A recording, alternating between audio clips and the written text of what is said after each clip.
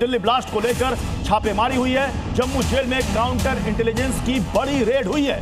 जम्मू और श्रीनगर में यह छापेमारी हुई है। पाकिस्तानी नेटवर्क पर बड़ा एक्शन लिया गया। सूत्रों के मुताबिक खुफिया एजेंसियों के रडार पर जम्मू कश्मीर की जेलों के अंदर सक्रिय पाकिस्तान समर्थित नेटवर्क है और माना जा रहा है कि कुछ कैदी और संदिग्ध आरोपियों का संपर्क है पाकिस्तान में बैठे आतंकी हैंडलर से।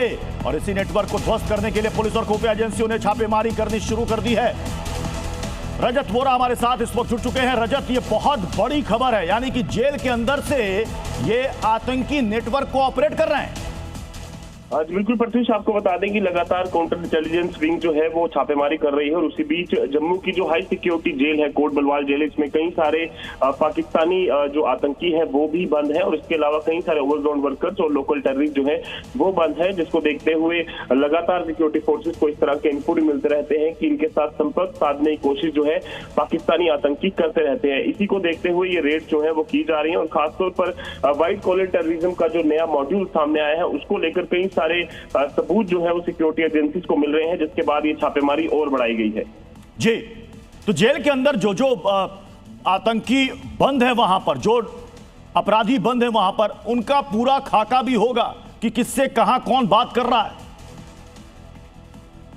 जी बिल्कुल प्रत्युष, क्योंकि लगातार अगर बात करें तो इन जेलों में लगातार इस तरह की रेड जो है वो की जाती है ताकि ये चेक किया जाए कि क्या कहीं कोई फोन या किस तरह की सिम का इस्तेमाल तो नहीं किया जा रहा है। यही कारण है कि अब ये जो दिल्ली ब्लास्ट के बाद जो काउंटर इंटेलिजेंस विंग है, चाहे वो कश्मीर की हो जम्मू की हो, इन जेलों की छापेमारी की जा रही है। आपको बता दें कि 3 दिन पहले हमने ही खबर चलाई थी कि कठुआ जेल और उधमपुर जेल के साथ साथ राजौरी में भी इस तरह की रेड जो है वो की गई है। बहुत बहुत शुक्रिया रजत इस पूरी जानकारी के लिए। और दिल्ली धमाके को लेकर एक और नया और बड़ा खुलासा हुआ। 2 साल पहले मौलवी से मिले थे ये डॉक्टर।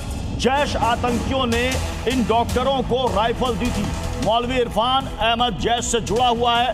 मौलवी ने डॉक्टरों को आतंकी बनाया था। ये बहुत बड़ी खबर है। अब आप लोगों के जहन में भी ये सवाल होगा कि आखिर पढ़ा लिखा तबका डॉक्टर्स कैसे आखिर आतंकी बने, तो ये आज हम आपको पहली बार आपको बता रहे हैं। अब आपको हम दिखाते हैं। 2023 में कहानी की शुरुआत होती है। देखिए, 2 साल पहले 2023 में मौलवी से मिले थे मुजम्मिल और उमर। श्रीनगर के सरकारी मेडिकल कॉलेज में यह मुलाकात होती है इन दोनों डॉक्टरों से। इस मौलवी की मौलवी ने एक दूसरे के फोन नंबर साझा किए, शेयर किए। तीनों के बीच 2 सालों तक कॉल पर बात होती रही। इस 2 सालों में ये लगातार ब्रेन वॉश करता रहा। मुजम्मिल उमर को कट्टरपंथी बना दिया इस मौलाना ने।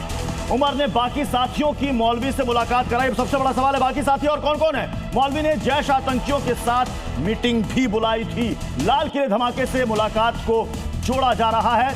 जैश आतंकियों ने डॉक्टर को असॉल्ट राइफल भी दी थी। एक राइफल शाहीन की कार से बरामद हुई थी, आपको याद होगा, तस्वीरें में आपको दिखाई थी। दूसरी राइफल आदिल के लॉकर से मिली थी, वो तस्वीर भी हमने आपको दिखाई थी। आदिल नहीं, नौगाम में जैश के पोस्टर लगाए थे। हमारे साथ इस वक्त खालिद इस वक्त जुड़ चुके हैं।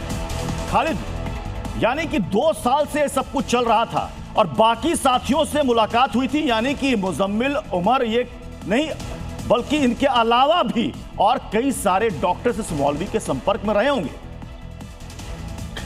देखिए, बिल्कुल जिस तरह से ये मॉड्यूल को जम्मू कश्मीर पुलिस ने बस्ट किया है, अगर इसकी पहली कड़ी आप देखें तो नावगार में जो जैश मोहम्मद को ग्लोरीफाई करने के लिए पोस्टर्स लगे थे, उनकी सिक्योरिटी पर थ्रेट के पोस्टर्स लगे थे, उसको जब सीसीटीवी फुटेज खंगाला गया तो 4 OGW जो लिस्टेड थे नावगार पुलिस के पास, उनके बारे में पता चला। उन्हें जब हिरासत में लिया तो उनकी निशानदेही पे जो मौलवी इरफान है उसको पकड़ा गया। तो मौलवी इरफान के पकड़ने के साथ ही ये पूरा तार खुल गया, क्योंकि उसने सबसे पहले डॉक्टर अदीब का नाम लिया, उसके बाद डॉक्टर मुजम्मिल, उसके बाद डॉक्टर उमर और फिर डॉक्टर रासर का जो मुजफ्फर रासर है अदील का पाई।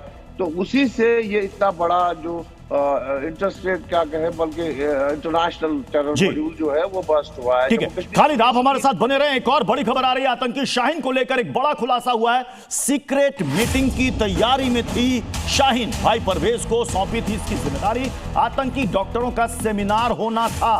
आतंकी डॉक्टर यानी कि जो जो इस ग्रुप में जुड़े हुए थे, जो जो इसके सदस्य थे, उन सभी का एक सेमिनार बुलाना चाहती थी शाहीन, और यह जिम्मेदारी उसने अपने भाई परवेज अंसारी को सौंपी थी। एक सीक्रेट मीटिंग बुलाना चाह रही थी डॉक्टर शाहीन, और उसमें कई और डॉक्टरों को जोड़ने की कोशिश कर रही थी ये। तो डॉक्टर परवेज ने सीक्रेट बैठक ये बुलाने की कोशिश की थी और इस सीक्रेट बैठक में शाहीन तो रहती, परवेज भी रहता और बाकी जो मेंबर्स थे वो भी इसमें रहते। इसके अलावा कुछ और लोगों को भी इससे जोड़ने की कोशिश की और दिवाली के आसपास, कब होनी थी, दिवाली के आसपास ये अहम बैठक होने वाली थी। शाहीन के कहने पर मीटिंग का प्लान था जो कि परवेज तैयार कर रहा था। यह बैठक लखनऊ या कानपुर में आयोजित होनी थी, उत्तर प्रदेश में। डॉक्टर सेमिनार के नाम से यह बैठक बुलाई जानी थी, यानी कि किसी को कोई शक ना हो। परवेज ने बैठक के लिए पोस्टर तक तैयार कर लिए थे। बैठक में टेरर मॉड्यूल से जुड़े डॉक्टर इसमें शामिल होने थे। बैठक में आगे की प्लानिंग पर चर्चा की जानी थी। सोचिए कि डॉक्टर्स एक सेमिनार बुला रहे हैं, किसी को शक नहीं होगा और उसमें डिस्कशन क्या होने वाला है यह हम आपको दिखाते हैं। यह देखिए, अब आगे की आपको कहानी बताते हैं। इसी दौरान आदिल शादी की थी। समारोह में कई डॉक्टर इसमें शामिल हुए थे। ऐसे में गुप्त बैठक बुलाना जोखिम भरा था। टेरर सेमिनार क्यों नहीं हुआ यह हम आपको बता रहे हैं। इसी दौरान आदिल की शादी हो गई थी, कश्मीर में हुई थी आदिल की शादी। उसमें कुछ डॉक्टर्स भी पहुंचे थे उस शादी में और यह टेरर सेमिनार इनका हो नहीं पाया, जो कि ये चाहते थे कि यूपी में, चाहे वो लखनऊ में हो या फिर वो कानपुर में। विशाल रघुवंशी हमारे साथ इस वक्त जुड़े हुए हैं। विशाल, मतलब यूपी को भी एक सेंटर इन्होंने बना रखा था। सेमिनार के नाम पर यहां जितने भी आतंकी डॉक्टर जो कि जैश से कनेक्टेड थे वो सब इसमें शामिल होते। देखिए, बिल्कुल लखनऊ या कानपुर में एक होटल जो है वो ढूंढा जा रहा था और परवेज को ये जिम्मेदारी जो है शाहीन की तरफ से दी गई थी और ये कहा गया था कि एक गुप्त बैठक जो है बुलाई जाएगी। डॉक्टर सेमिनार का उसका जो है रंग दिया जाएगा कि डॉक्टर सेमिनार हो रहा है और उसमें वही डॉक्टर शामिल होते जो इस पूरे आतंकी ब्लास्ट में जिनकी भूमिका होती। तो ऐसे में इसको लेकर परवेज को जिम्मेदारी दी गई थी। परवेज यहाँ पर होटल देख रहा था। लखनऊ और कानपुर में उसने 3-4 होटलों के जो है रैकी भी की थी, गया भी था वो। हालांकि जो है ये बैठक दिवाली के आसपास रखी जानी थी, लेकिन ये बैठक किसी कारणवश नहीं हो पाई। सबसे बड़ी बात है कि आदिल की शादी में भी जो है ये बात कही जा रही थी कि आदिल की शादी के वक्त भी वहाँ पर बैठक बुलाई जा सकती थी, लेकिन चूंकि वहाँ पर भीड़ भाड़ होता, सबकी नज़रों में लोग आते तो जाहिर सी बात है कि खुलासे हो जाते। तो इसी डर से ये बैठक लखनऊ या कानपुर में रखी गई और परवेज को जिम्मेदारी शाहीन की तरफ से दी गई। विशाल बने रहिए हमारे साथ। आतंकी शाहीन पर एक और बड़ा खुलासा हुआ है। पाकिस्तानी सेना के संपर्क में थी शाहीन, ये सूत्र बता रहे हैं, और ऐप के जरिए ये बात करती थी शाहीन के फोन से कई अहम जानकारियां मिली है। ये पाकिस्तानी सेना के संपर्क में थी और इसके लिए ये एक ऐप का इस्तेमाल करती थी। क्योंकि इससे पहले हमने देखा है कि कई सारे ऐप का नाम सामने आया है और साथ ही साथ ये चैट से भी बहुत कुछ खुलासा हुआ है कि ये लोग आपस में ये कोडवर्ड में बात किया करते थे। खुफिया एजेंसियों ने शाहीन के पूरे प्रोफाइल को खंगाला है। इसके अलावा शाहीन सोशल मीडिया लिंक्डइन पर भी एक्टिव थी। सोचिए, शाहीन लिंक्डइन पर थी लेकिन वो किसी को भी संदेश नहीं भेजती थी। बिल्कुल साफ सुथरी प्रोफाइल उसमें रखी हुई थी लिंक्डइन में। पाक, यूएई और कजाकिस्तान के लोग जुड़े हुए थे साथ में। पाकिस्तानी सेना के डॉक्टर शाहीन के संपर्क में थे। हरदोई का स्कूल संचालक भी शाहीन से जुड़ा हुआ था। शाहीन परवेज ऐप से बाकी लोगों से बात करते थे। टेलीग्राम, सिग्नल मोबाइल ऐप का ज्यादातर ये इस्तेमाल किया करते थे और दोनों के मोबाइल फोन से पुख्ता सबूत जुटाए जा रहे हैं।